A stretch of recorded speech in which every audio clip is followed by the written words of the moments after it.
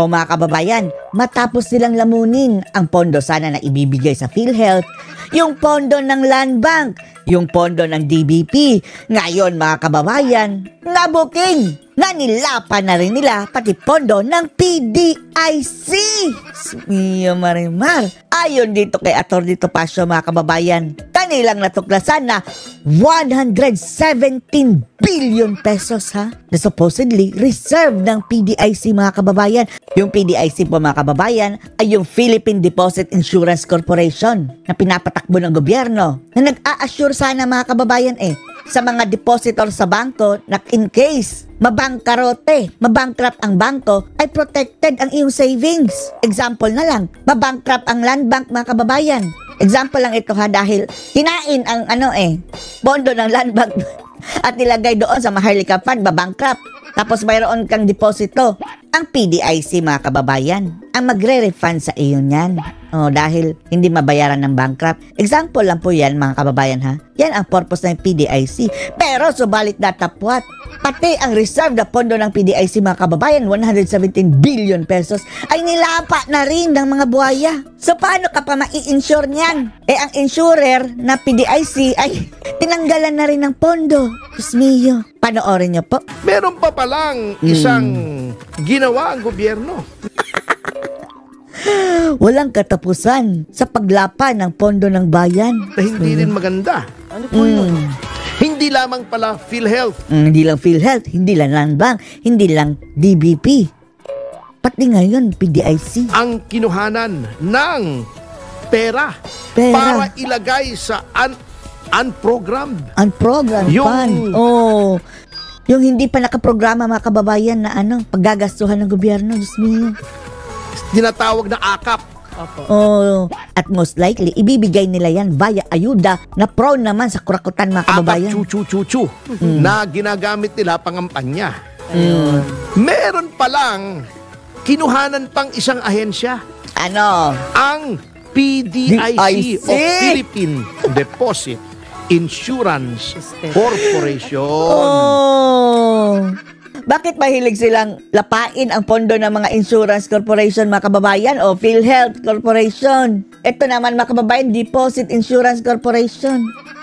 Mga reserbang pondo na para sana pa-insure ang kanilang mga miyembro, nilapa ng gobyerno. Kinuhanan pa pala yan ng, alam mo kung magkano kinuha, mas malaki di hamak sa kinuha sa PhilHealth. 117 billion. Grabe, billiones na mga kababayan talaga. Ano bang kasalanan natin na nabigyan tayo ng ganitong mga bangag mga kababayan na namumuno? Mabigat. Nire-raid ng ating Kongreso ang Congress, meaning the Senate and the House of Representatives. Hindi lang. Sino ang pumirma niyan? Si BBM. Hindi yan Benito.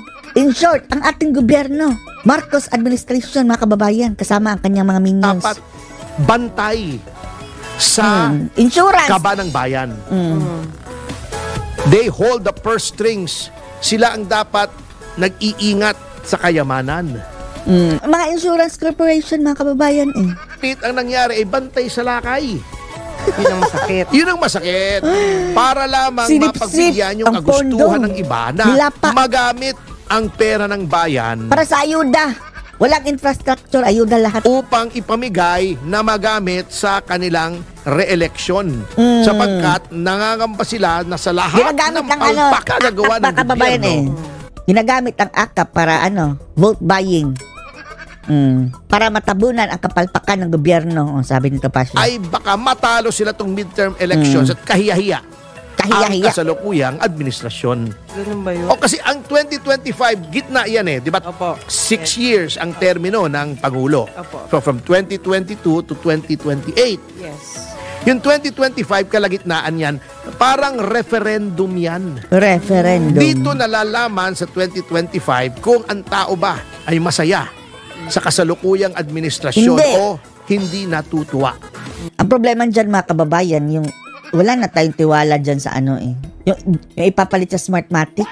handpick nila yan, mga kababayan. Ewan lang natin na malalaman natin yan kung mayroon talagang dayaan. Okay, at Automated na naman. ang isang batayan dyan ay yung national elections ng senatorial. Ayun. Kapag maraming nanalo sa ticket ng pamahalaan, ibig sabihin, natutuwa ang mga tao Paano kung dayain? sa pamahalaan. Pagka maraming natalo, hindi natutuwa. Kasi doon ibubunto ng galit sa mga... Eto mga kababayan, no? Kapag matatalo pa yan si Bato at si Bongo, may dayaan na talaga mga kababayan, imposible. Nanalo. Yung mga kandidato Opo. ng pamahalaan. Ganon din po sa lokal.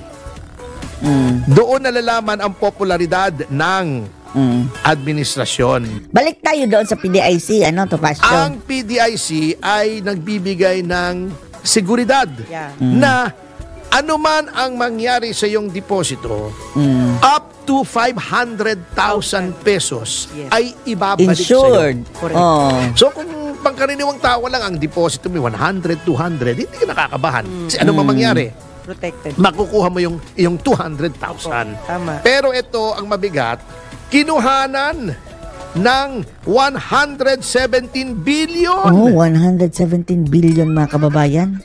Nilapa ng gobyerno.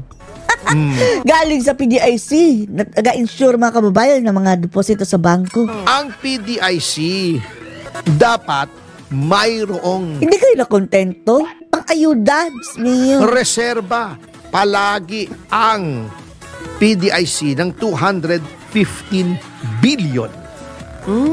Kinuhanan mo ng Sa reserba, pagaling mga kababayan, ha? ng 117 billion. Ano nangyari doon sa reserbang 215 billion? Di nabawasan. That's around 55% noong required reserves. Required reserve mga kababayan, ha? So, kulang na yung required reserve nyo. Kasi yung 215 billion, yun Grabe. that corresponds to Grabe. Makalapa sa pera ng bayan. 5.5% ng total deposits ng mga Pilipino. So, ang expectation ng PDIC, Yes. merong 5.5% na deposito sa bangko na kailangan nilang i-cover kapag may Grabe mga utak ng mga animal na ito mga kababayan. sarang bangko. Yan. Itong city-state, hindi magsasara ito. Napakalaki na nito eh. Yung mga ibang bangko, ang usually mga nagsasara, yung mga rural bank, yung mga ganon. Pero may malalaki rin nagsasara bigla. Yeah. Yung ano ba yun? Yung... Dati nga, Bangko Filipino. Filipino. Oo, yan. Oo. Diba? Kaya kailangan. Yan ang problema dito sa ginagawa na budget. Na ginawa na pala kasi batas na eh. Kinukuha nila yung nila. mga reserves na kinakailangan for public service. Ito katulad niyan. Kinuha ang reserve ng PDIC mga kababayan para gawing, sabi nito Pasyo, ayuda. Yung Maharlika, ganyan din. Sa bangko naman yun mga kababayan, sa Land Bank at saka sa DBP. Manang kuha ang kasalukot. Tapos yung International Monetary Fund advice sa iibalik nyo sa sa Land Bank at DBP yung ininvest sa Maharlika Fund dahil nawawala ang liquidity ng yung mga bangkong ito. Tatagilid. Ang pamahalaan doon Ngayon, ang PDIC naman ang gusto nilang itagilid mga kababayan. sa mga institusyon na kaya may imbak na pera para pagsilbihan yung mga taong bayan. Katulad niyan, di ba? Insurance nga eh. Tapos walang pera, kukunin mo yung Kaya pera. natin dito sa ating programa, yung Land Bank, saka yung Development Bank of the Philippines. Kinuhanan nila ng pera, nilagay sa Maharlika. Na-trouble. Wala namang nangyayari sa Maharlika. Gusto ng International Monetary Fund makababayad, ibabalik. Dahil lugi yung Maharlika, wala na. Gastos lang mga kababayan ang sahod. 2 million per month. Nung head lang nila daw mga kababayan ang hinihingi sahod. So ano masasabi nyo dito mga kababayan na hindi lang pala PhilHealth, hindi lang Land Bank, hindi lang DBP, kundi pati PDIC ang nilapaan ng pondo. Post your comments below.